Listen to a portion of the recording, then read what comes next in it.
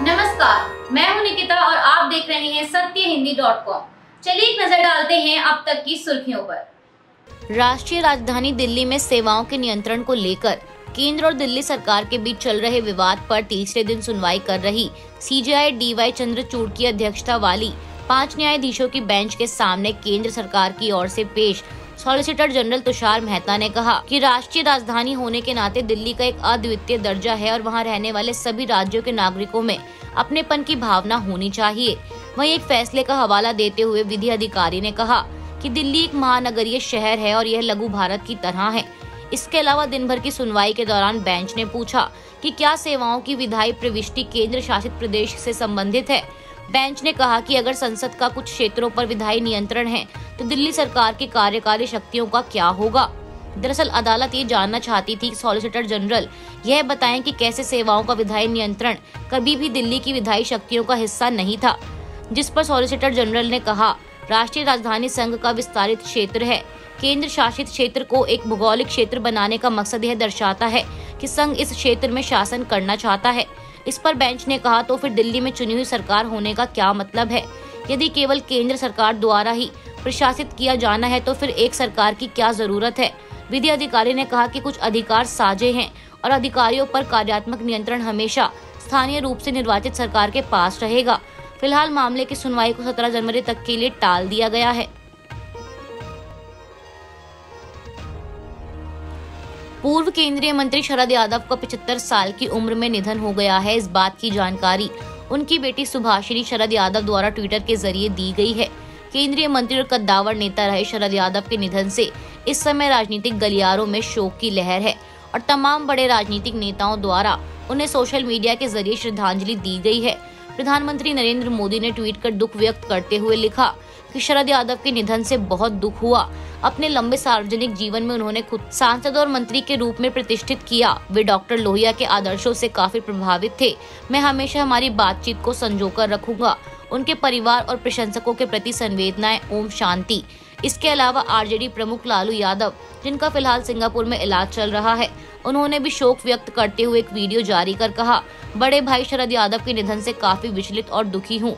हमने राम मनोहर लोहिया समेत कई अन्य नेताओं के साथ मिलकर राजनीति की।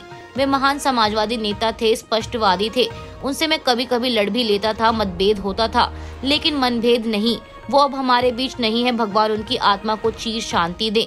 शोकाकुल परिजनों के लिए संवेदनाएं।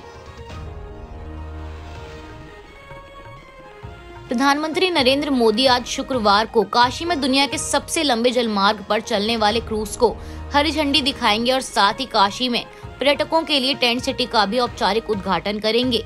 बता दें, आज 13 जनवरी से वाराणसी से शुरू होने जा रहे दुनिया के सबसे लंबे जलमार्ग पर चलने वाले एमवी गंगा विलास क्रूज को प्रधानमंत्री नरेंद्र मोदी सुबह वर्चुअली हरी झंडी दिखाकर रवाना करेंगे और इस मौके पर वाराणसी के रविदास घाट पर उत्तर प्रदेश के मुख्यमंत्री योगी आदित्यनाथ भी उनके साथ मौजूद रहेंगे।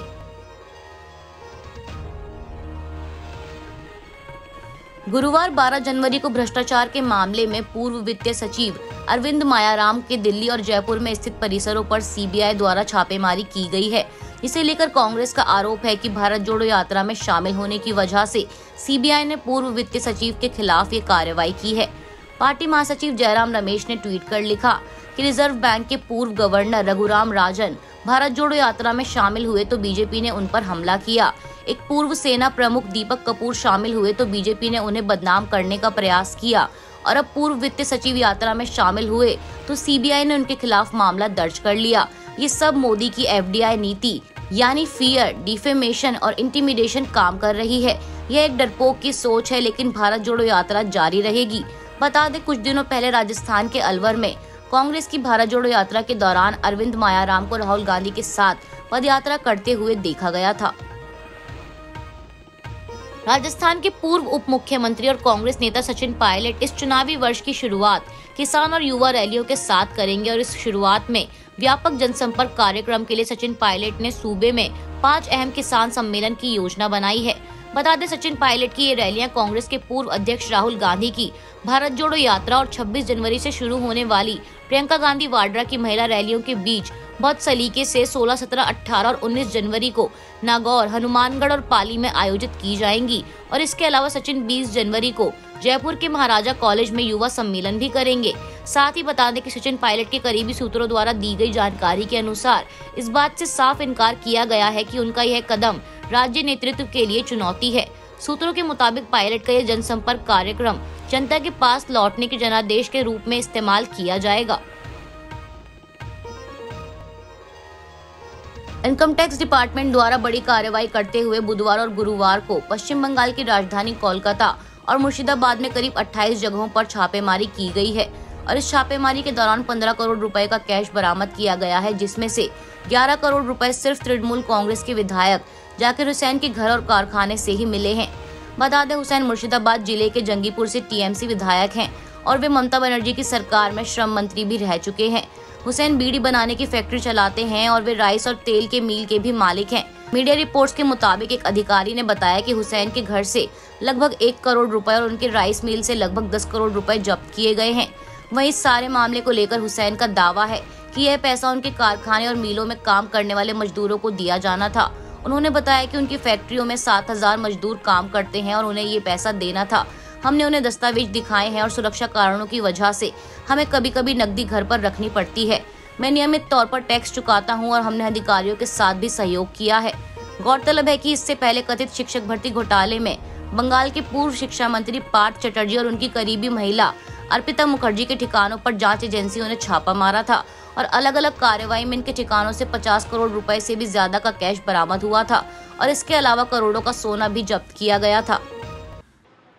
अभी के लिए बस इतना ही। बाकी की खबरों के लिए जुड़े रहिए सत्यहिंदी.com के साथ।